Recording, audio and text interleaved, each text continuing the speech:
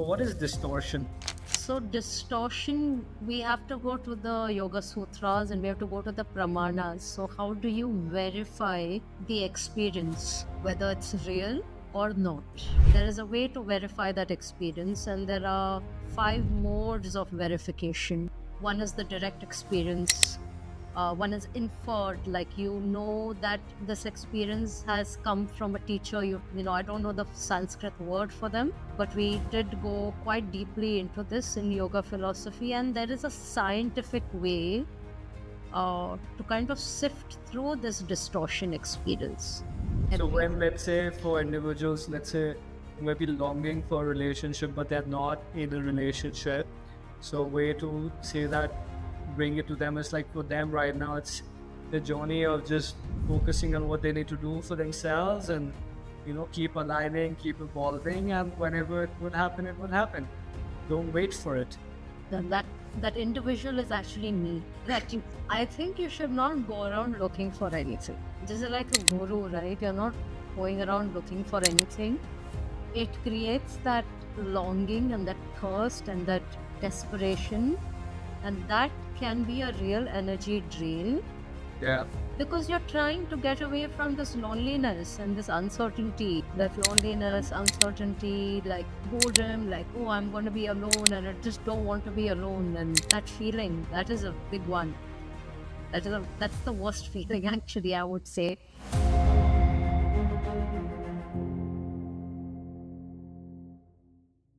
So now what kind of advice, or not advice, but a blueprint you can share, because you're living in Goa, you know, you have roots from Goa, you are doing this in Goa, and you are admitting like it's not easy for you as well in Goa, right? So what do you kind of are applying as a blueprint that can really help people who are, let's say, living in Goa?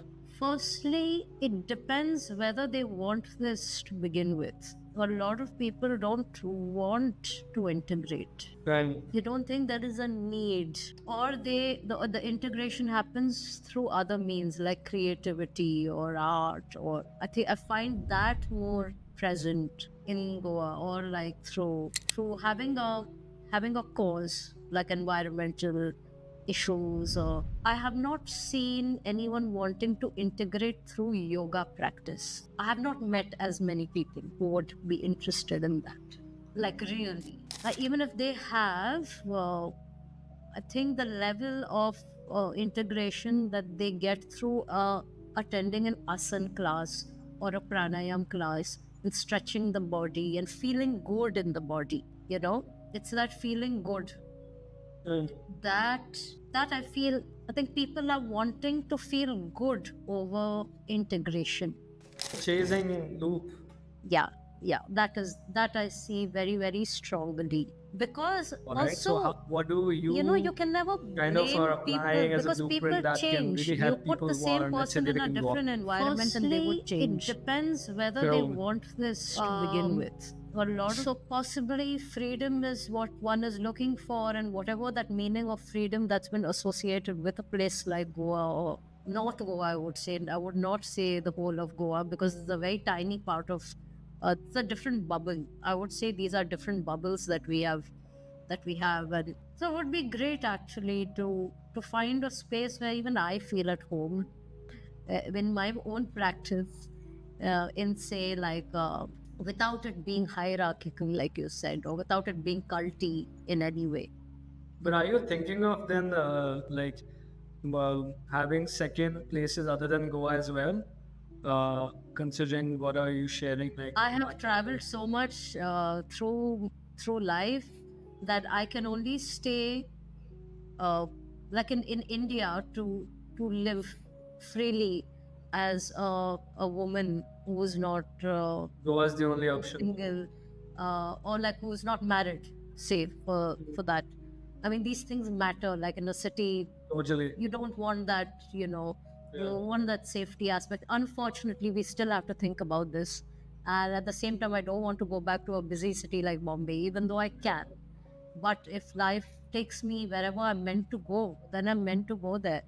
I mean, I think it's all karmic, and you can't really say much about these things. If a place is meant to come out of out of me being how I am, or me meeting certain people, then so be it. That would be great. Yeah. You know, I can't, Yeah. I Goa can't is say definitely anything. a karmic incubator for sure. Yes, for you it has been that. I think for many people, it's especially for there are different ways I think people experience Goa as well. Like I went very deep into Goa journey, not just in terms of experiences, but the spiritual aspect, like temples, churches, locals. For me, like I connected with the land, like everything. Like it was for me. Yeah, I mean, and it's still part of my life. It's not like I'm abandoning Goa. I'll always be visiting Goa. It's really like the the home of my whole 20s. So lot of grace, lot of divinity I experienced in Goa, like just being there through many challenges, through many lights and gifts. And it's it's an interesting place because it's you can never figure it out what it is, and I like that about Goa. It's always, yeah, like I like it. It really reflects many things about. It reflects Maya very strongly. That it does. Yeah, like it reflects the illusion very strongly, and it truly reflects. Uh, and I've seen it through me when I was stuck in my ego centers, and when I got stuck in karmic loops with people, and when I got crazy in my mind, uh, I saw how you see these different layers to other humans so clearly and go and so fast. Like things happen very fast as well. If you're in tune with the Goa, like flow, like the flow can be, you can be I think flowing. for a lot of people like you who have moved here from elsewhere and were finding that would be a journey. But why I find this different is because I have home here, like Yes. in terms of my parents and like roots. Your roots are from there. Yeah, so it's very different. What's the difference? What do you think happens differently on a spiritual, energetic kind of? I actually haven't explored the spiritual part of it so much to the degree that have felt in other places. What do As you mean by opposed that? with Goa. Because my association with Goa when I moved here in 2003 from wherever we were traveling abroad and we were living there, it was a difficult time. And, only people who have grown up here in since the 2003, 4, 5, and it's like my friend, a very close friend of mine, who also has a roots in Goa.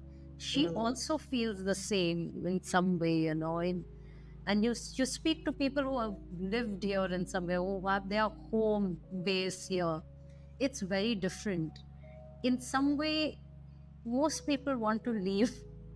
Yeah. Most people want to leave it because of the association of Goa I felt before has been one of the energy being slightly low.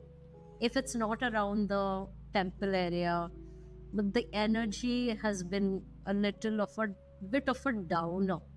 I'm not saying a place has to be buzzing. A quiet place can also have high energy.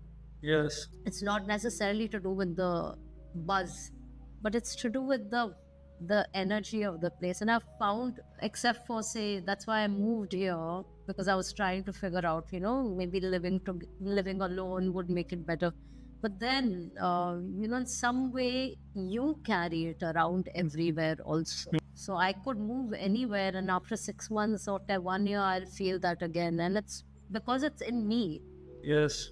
Uh, Ultimately, it's that. Yeah. ultimately it's that. And so like even that for me, my message now, I would rather what I have been told by myself now is to go out there and like create feel at home with different people, with strangers in Goa itself. And that's something that's been difficult for me. It's not something that comes easy to me. Do you think To keep there are your more individuals who are kind of with roots from Goa have lived abroad and all of that. I've come back to Goa like you, and I enter kind of self-realization journey quite deeply. But there are very I few. don't know anyone. I mean, people are on their own journey. Like they not. There's no one who I know who's on a very intentional self-realization. I didn't meet. I met many Goans, who became my friends. Many were artists and all, but none who are very deeply into spiritual paths. No, except for like members of my family who I know, Why is that? and maybe a friend or two who I know does a sadhana. Like why? Because this is a very interesting thing I'm asking because let's take an example comparing Goa with Bali. Hmm. Like if you take Goans and Balinese people, they're both vortexes where a lot of things are happening, right? Like Bali, if you take just the Balinese people, maybe they're not like all spiritual path practitioners, but they're very integrated with spiritual practices, self-realization in many ways. Goa, in some pockets, yes. Uh, Ritualistically, yes, in many ways, even Catholics and Hindus and all that. But in terms of actual, like, pure essence practice of it, it's not much actually. No, Why is that? I think this has to do a lot with like Goa like losing its essence in the name of freedom, in many ways. Because if the local populations who are strong in their, you can say, spiritual practices, rooting, grounding, things would be maybe a bit different in Goa. I feel it's also to do with the colonization and not having an identity, not knowing what your identity is also, and that is also fairly. It's quite deep rooted. A lot of Goans who don't even consider themselves Indians. Yes. They consider themselves Portuguese. So there's an identity. So not even Goans, they consider themselves Portuguese. Yeah, they don't even consider themselves Indians in terms of like, do you feel? So But they call themselves Goans or not even they call Goans? themselves Goans, but probably as a joke. Yeah. But there's never a joke without a hint of truth. There you Yes. can see. But so when they say they are Portuguese or Portuguese, even like non-Catholic Goans feel that way that I they're would Portuguese. say into the Catholics more because in terms of language, in terms of culture, they have accepted it, whereas the Hindus haven't accepted it. Right? There was a major division Yes. in the 400 years that they were. You think energetically there's still a fracture among the Hindus in Yes. Goa, Yes. where they are Hindu as an identity, but they were under the colonial impression. So they lived as Hindus ritualistically and with an identity, but lost the essence of the practices. No, I feel the ones who are very, very, say, ritualistic and following it to the T, following it, understanding what the source of the rituals is. I mean, there are those people everywhere, and we probably would have ancestors who, lived that way. Well, But that you would find not that again is a very close knit, say, community or you wouldn't find that as a young person who's come to Goa to look for freedom. You would not find that in your face. So they're more quiet. I think South India, or rather Goa in general, people they're more quiet about their faith rather than, say, in other parts of the country. yeah. I think in the north in general, as a population, people are more expressive. Yeah. And in the south, people are really restrained in that way. So I think they do their own thing without having to show it. So your clients or your students, like, there might not be many Goans. There's no one who was going. Absolutely no one. And even I think you need to revive some spirituality in Goa, Alisha. That's too much for me. I think that's your dharma. I think that is very clear. You're there for that. Wow. Okay. I think so. I mean, if the young ones are not practicing, they're not in touch with it, traditionally, and there's such a big fracture energetically still alive, and something needs to be done, no? Because I mean, there's a opportunity, because if they're lost in their identity, that's a good place to be, because when you're lost in your identity is when you seek. But then how are they seeking? They must be seeking in a different way then. Yeah, everyone seeks it in their own ways. Yeah, so how are they seeking, young ones? I don't know actually. I'm not really that, I'm not even in that space where I meet young ones that much, especially after moving this side. It's not something that I thought was my purpose to do or anything. Yeah. Yeah, let's see. Yeah, it's an interesting one. And what's happening with the Catholic kind of population who, See, I don't want this conversation to be something that is, only my subjective experience, and people are like, oh, and that's not true, that's not true, Yeah. Everything that I said till now is probably just my perception that you're We're asking talking me, about and just I'm our perception. listening to a conversation, yeah. Yeah. It's, I don't want to make any statement which may not be true. Like what I'm saying may also not be true. That's a disclaimer. So, I don't want to be this bearer of what a Goan is and what a Hindu Goan is and what a Catholic Goan is. No, I'm asking you this from a spiritual angle only, because from the Babaji's perspective, the Kriya Yoga perspective, I don't know if you went deep into this, the Christ consciousness thing. Yes. The Krishna consciousness. So how, and this has been a big journey of mine, especially when I was in Goa with the Christ and the Krishna, and I went into this deep. You mentioned colonization. I went into this deep because my wife is Brazilian, so she's Portuguese heritage, right? So I'm deep into this energetically. Oh, so I went into this deep and she's initiated in Kriya Yoga. So by which by the lineage. YSS. Yeah. So she's initiated, I'm pretty sure it's the same lineage. So she's been initiated in this lineage, and we are living in Goa on this. So I went into this deep energetic journey of like realizing all of these things, right? Of Christ consciousness, Krishna, Goa, colonization, Hinduism, in Goa.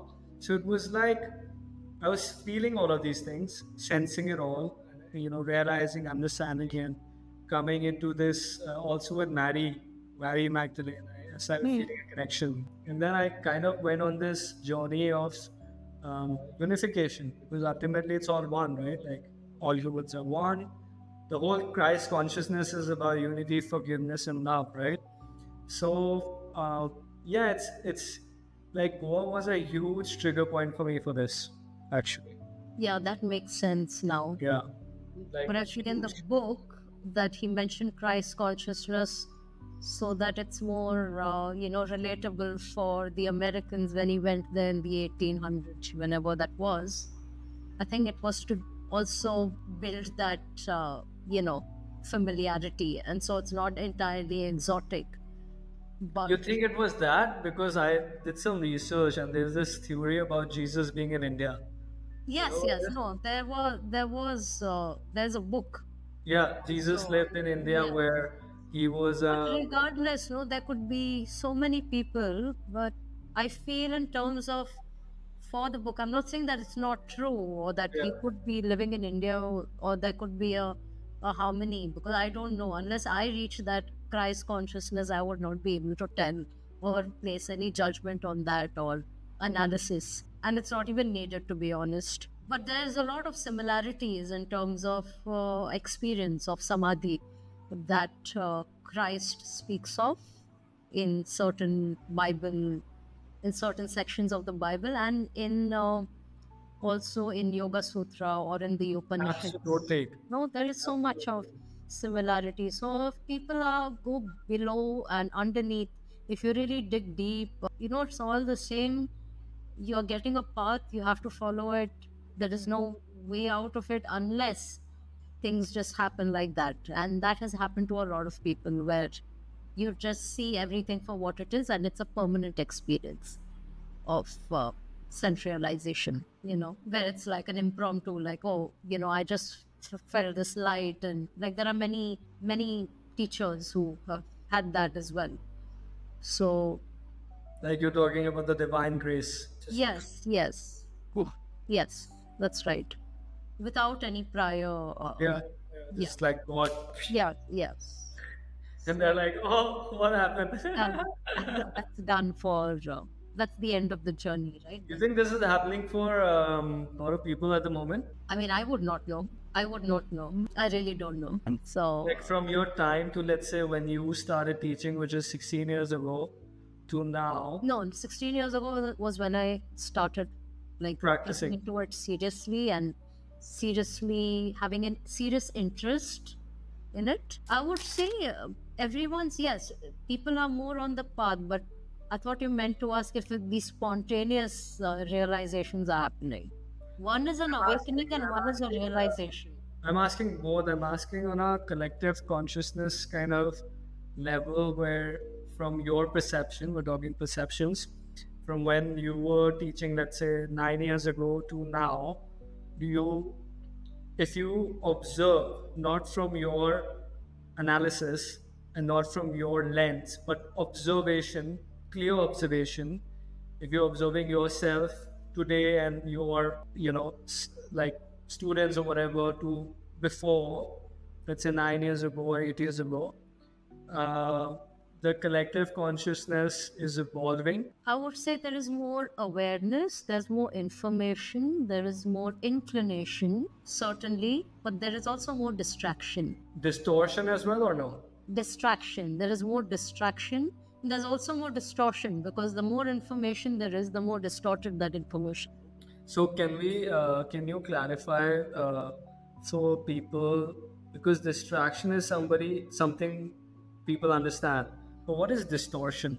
Because distortion is something that I navigated in Goa a lot, which it took me some time to become very clear on, that this is distortion, this is my mind distorting, to this is my mind being clear, where I'm seeing things clearly, to when I'm distorted. So distortion, we have to go to the Yoga Sutras and we have to go to the Pramanas. So how do you verify the experience, whether it's real or not?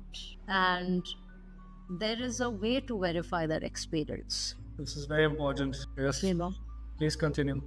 There is a way to verify that experience, and there are 5 modes of verification. One is the direct experience. One is inferred, like you know that this experience has come from a teacher you trust or from a person you trust. And there are a couple more. I cannot really, I don't know the Sanskrit word for them, but we did go quite deeply into this in yoga philosophy, and there is a scientific way to kind of sift through this distortion experience. So the study of Yoga Sutra and also verifying it with your own insight that is coming, and also verifying, is this real or is this not? So you mean questioning the self? You have to question whatever it is that has been told to you. That is how the Upanishads were also, it was a question-answer format, right? You have to question it with a teacher. With a teacher who has reached the goal, not with anyone else. Only a teacher who has walked the path will know the way, And so these pramanas are are the guiding light to kind of sift through the distorting nature of experiences, subjective experiences, that I felt it, so it's true. No, like, on what basis can I say this is true? This could just be my imagination, my hallucination, or my sort of conditioning that is kind of, is blending with this current experience of the present and is creating a story. Yes. Ultimately, that is why we need the books. That's why we need someone who's gone till the end and who has crossed that bridge. Yeah. And that is how you handle distortion. Because if you're just going to go, then you're going to go crazy. If you're just going to go on a mental trip. So I have 2 follow-ups for this, because this is very important, because in today's time, and you see this very much in New Age spiritual scenes like in Goa and Bali, where there's a direct rejection for teachers, like teachers who have, let's say, right, and I understand for genuine reasons because there are a lot of fake ones, right, who are playing that game and people fall into that trap, and there's a lot of mishappenings because of that. One aspect is that. So there's lack of trust in teachers, right? In the teachings itself, because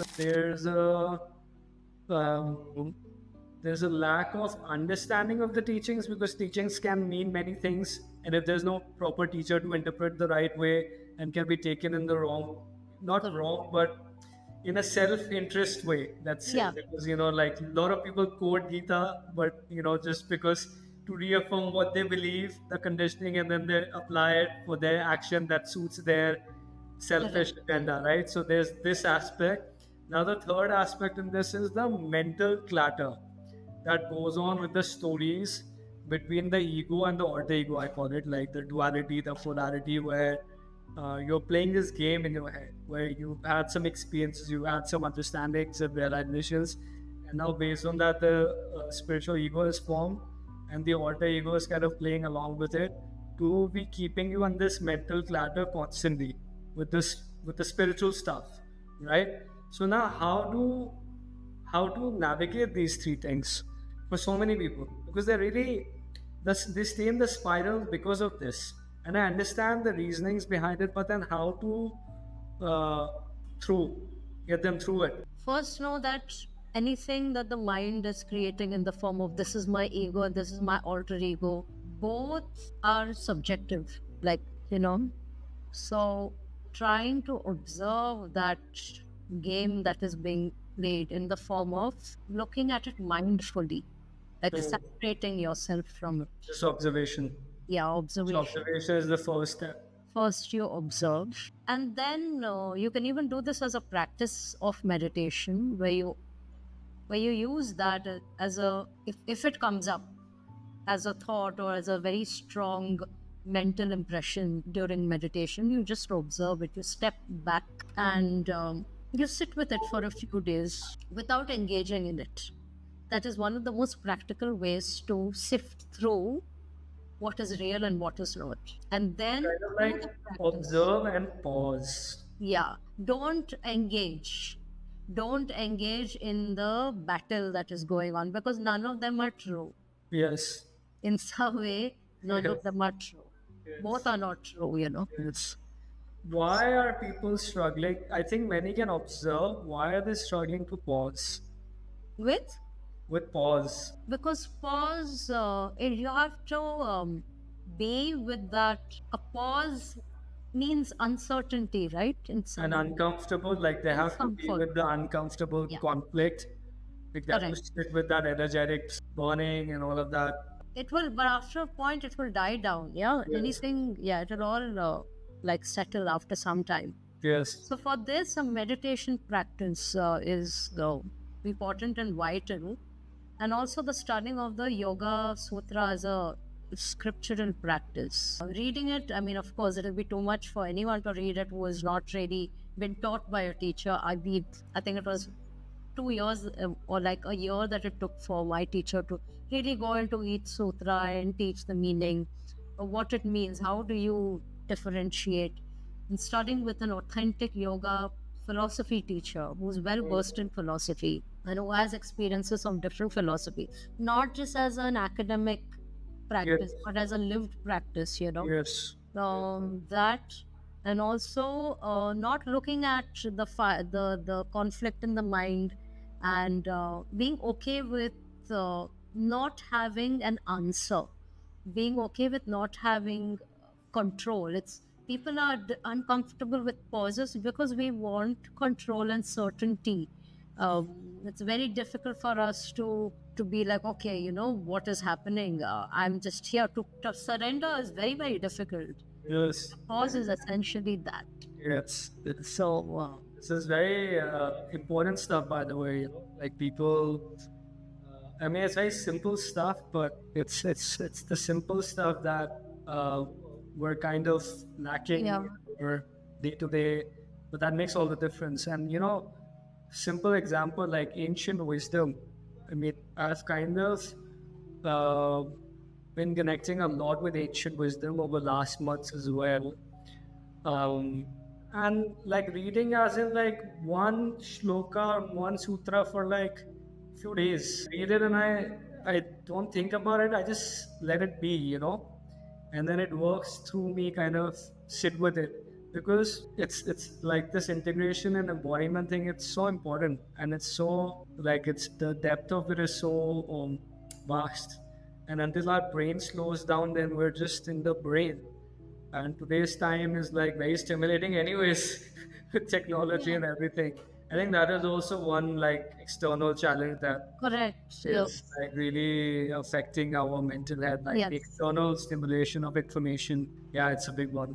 But the first part, then how to, because there's so many also now yoga teachers out there, right? And yoga has become such a commercialized entity as a yoga TTCs and all of this stuff going on for years. I in fact feel it's kind of slowing down now. It's slowing down, going more into retreats now or something. Like I feel in general it's slowing down because people know that, you know, in terms of a market for jobs, it's not even that feasible for a lot of people. So the demand is going down is what I really sense. I don't like through COVID or after It's absolutely COVID. Yeah, and it's not like I've done any research, but it just feels like it's slowing down, and like the glamour of yoga teaching, once people got into it, they realized there is no glamour there. It's all all like discipline. It's all the boring stuff, and of course it's you know, you don't have to be a yoga teacher to be a spiritual practitioner.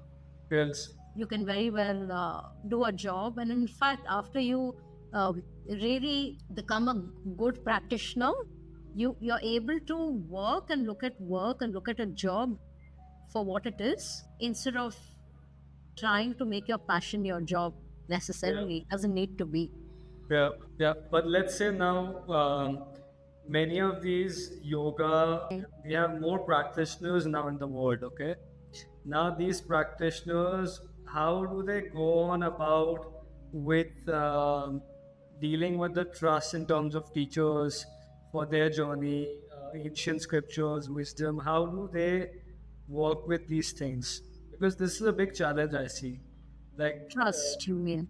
trust teachers, scriptures, philosophy part, as you said, you know, it's not just philosophy, it's really a method that you understand, that you apply day to day, you know, how to, like as you shared, observe and pause and this kind of practices for daily things, like how to also utilize this aspect to help in the self journey. Firstly, don't go on to endlessly just doing courses for the sake of it. I mean, it'll help you, probably you'll get the credentials and your CV will look better or your profile will look better. That is one aspect of it, and that definitely helps because people are looking for more and more degrees and more study. But embodiment and integration is about it being a process. So you know, I used to get restless like before I found my teachers, and I have very specific teachers for different purposes. Yes. You know, it's very specific. Like for this mode of learning, I have this teacher, and I've gotten exactly what I wanted out of. But you know, I'm telling you, it's such a blessing. I'm asking, when I asked you a question for for people who are searching and looking for all this, you know, they might not know, but it's really a blessing to find the good teachers on this path. Yeah. Like that's why don't rush. At the right time. Yeah. Actually, the thing I would say is don't rush. Like if you haven't found a teacher, means you actually are not meant to find one right now. I know as annoying that may sound, because you want to, you know, really go out there, and if there is that fire in you that you want to go out there and find your teacher, then by all means do that. Like do that in a reasonable way. Then the more you speak to people, the more you'll understand, okay, this is not what I'm looking for, you know, and or this is what I'm looking for. Or like this person's energy is more, you know, I feel good around this person, and they seem to make sense to my logical mind at least. So I guess, we can go one step ahead. Or and as you practice more, you become more intuitive. So the practice itself will fuel your search, because you are more connected with yourself through your practice. And that is the end of it. Like, practice whatever it may be, whatever form or way of practice it is that you have. Be with it and know that the practice itself is enough for now, and the next step will come to you. So basically, surrender and trust. Yes, yeah, it's difficult, but that is abhyasa, and vairagya is two wings. I mean, a pair I of think wings. Goa doesn't help with vairagya. Yeah, it's difficult for sure, because you're like, what do I do with my time? Then because but it can help. You have to be very, very. It can Very help. centered. Yes, you have to be that. And then you have to also kind of forget that it's Goa or it's this and it's that. Yeah, you have to create You your have to just be like, okay, this is who I am. Yes. This is what I'm meant to do or supposed to do. This is what my inner self is like telling me that I need to do right now, and I just need to do it. Yes. If I'm going to be transplanted from here to somewhere else, then it will Doesn't change anything. Yeah. This is ultimate, this is what something I've been sitting with a lot as well, where like for me, I resisted Delhi a lot my whole life. But now, well, I'm born in Gwalior, Madhya Pradesh. So I've also, like you, I've been born in one place, but different locations, all my life. So, but here is where parents have been based for a long time. So I've been visiting here. So where kind of your parents are becomes your one part of the roots. So yeah, but here, like now, especially after this trip into the final trip in this mountains and all of this, I've kind of really been arriving, and I've been observing this a lot, like in a space where all these places are kind of becoming one for me now. It's like who I am here is going to be the same more or less in one. Way to deal with the differences, instead of giving focus to the differences. Yes. Come back to that something that's undivided within I you. don't know how it is for you. What I realized is that I am a very, very sensitive person. So I would get energetically influenced by places. Okay. I don't know about you, but for me, I had to, I think, go through a lot of years to be able to arrive in a space. And I need to practice to continue this, where I can energetically keep myself like this, not get influenced. And it's not people really. It's not more so much people, it's the place itself. Like, Delhi has its own energy, Bombay has its own energy, Goa has its own energy.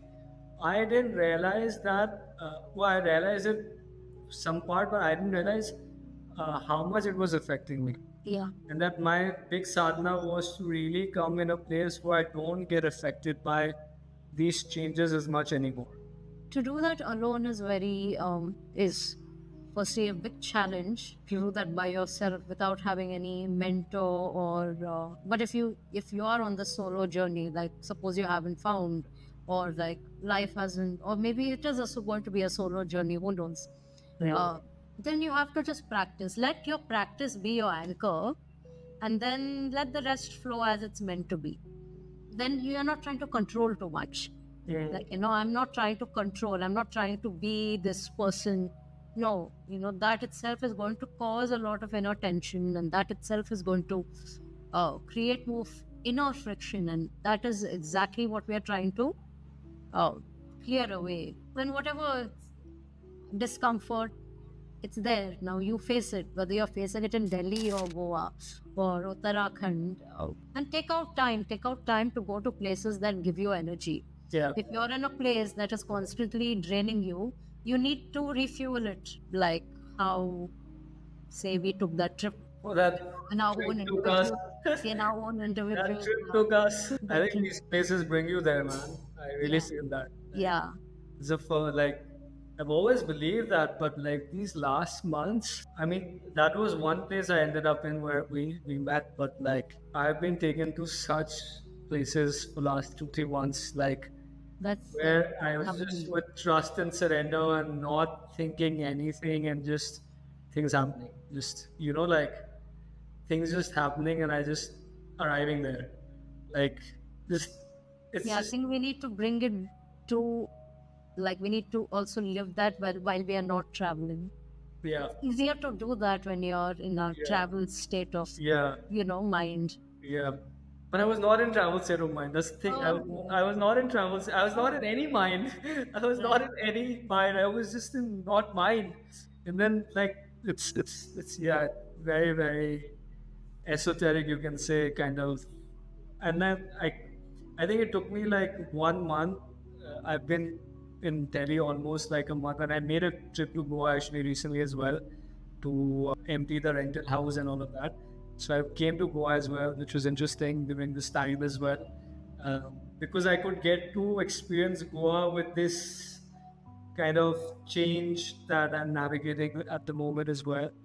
So all the places that kind of have deeply triggered me in my entire journey since birth, even my birthplace I ended up in during this time. Oh, Really crazy, just like yeah. all these places, even my ancestral, like late ancestral place I ended up. It's very very crazy.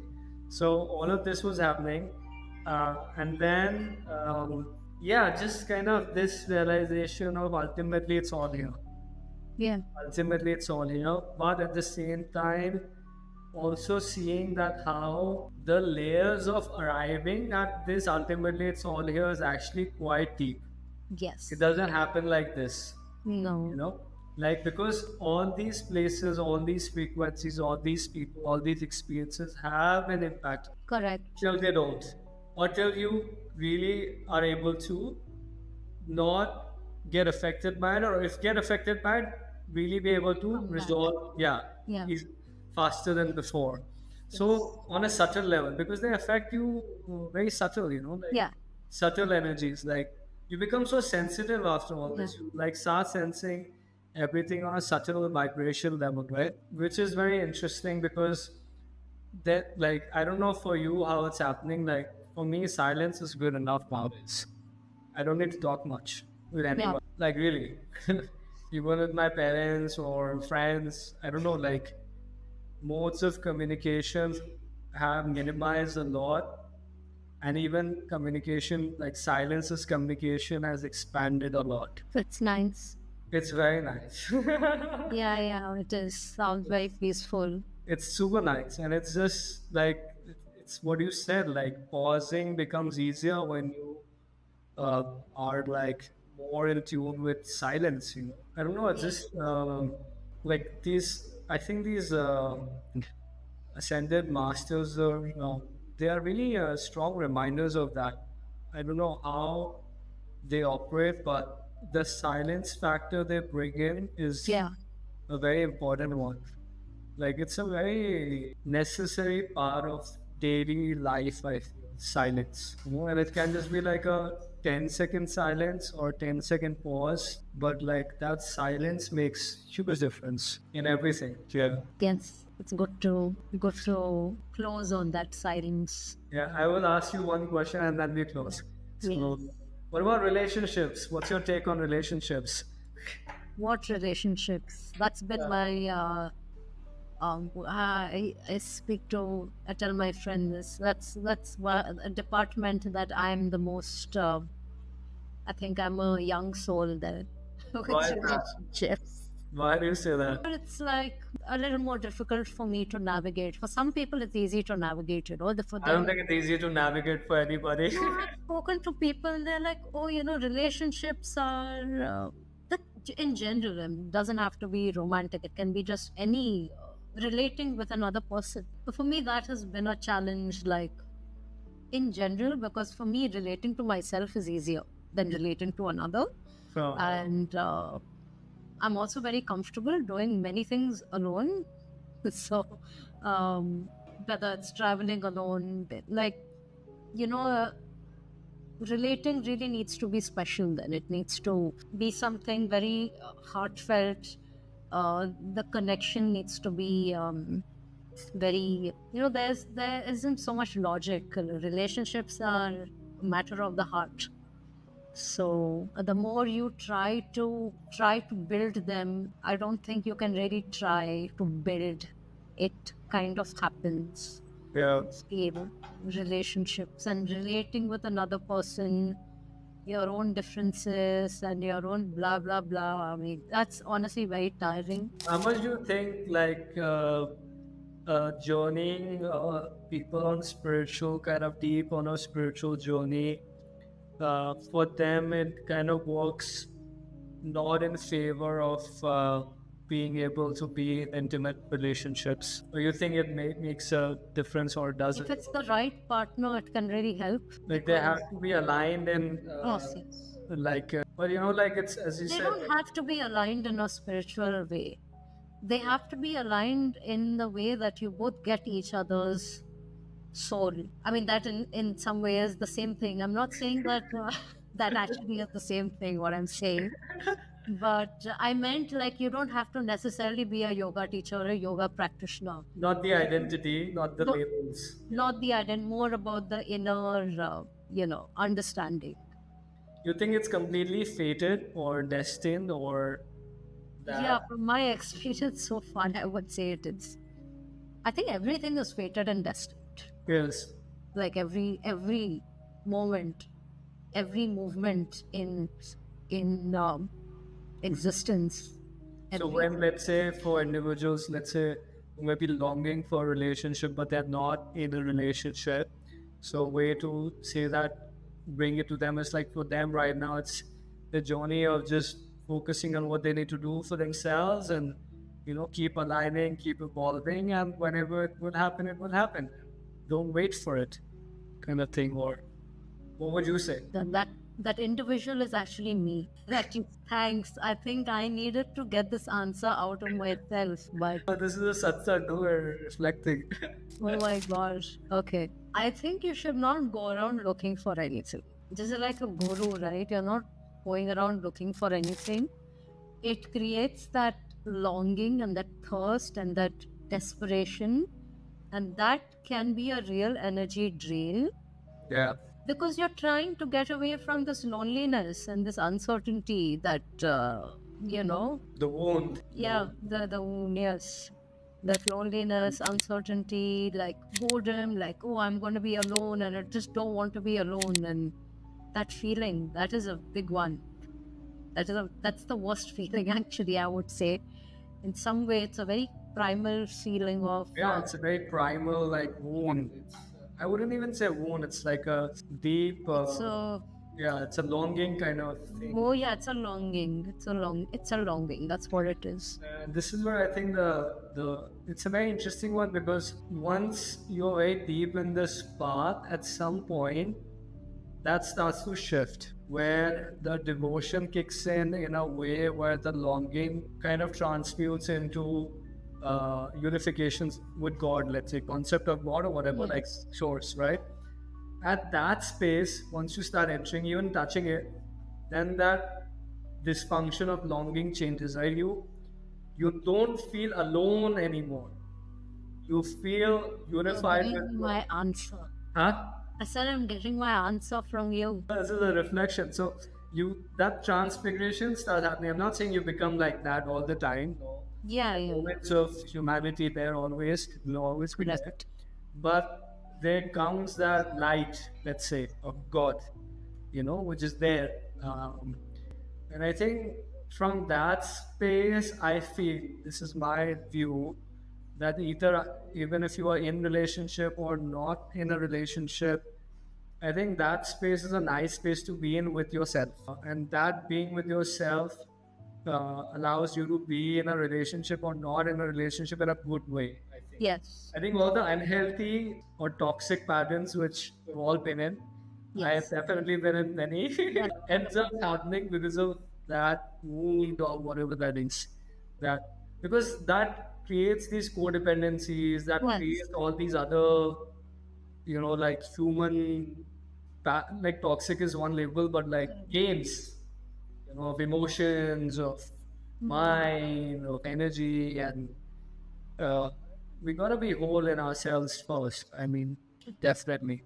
And this is something in the modern, again, I'm not part of that modern relationship scenario, but I mean, it's a tough one, man, where you It's are nothing Tinder so bad and. that you're not part of the modern relationship scenario. Say again? I said it's good. It's good to not having to be part of it.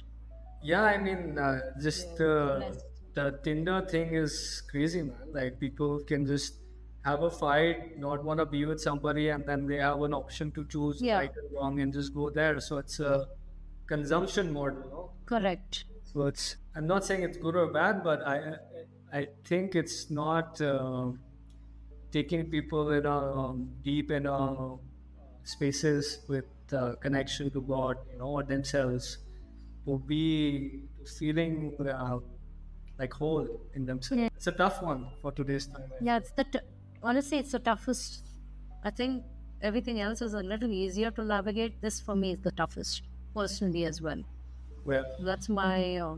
I need to just accept it. yeah, The the discomfort that it brings. The discomfort that it brings is massive. yeah, it's the deep pain, Yeah. the deep pain that comes. Yeah. That's why you end up in Babaji's cave. Yeah, actually, for all you know, maybe. Yeah, me too. Yeah. All right, Alicia, it's been great. Okay. Yes, So it's great to have nice you. talking to Yeah. you.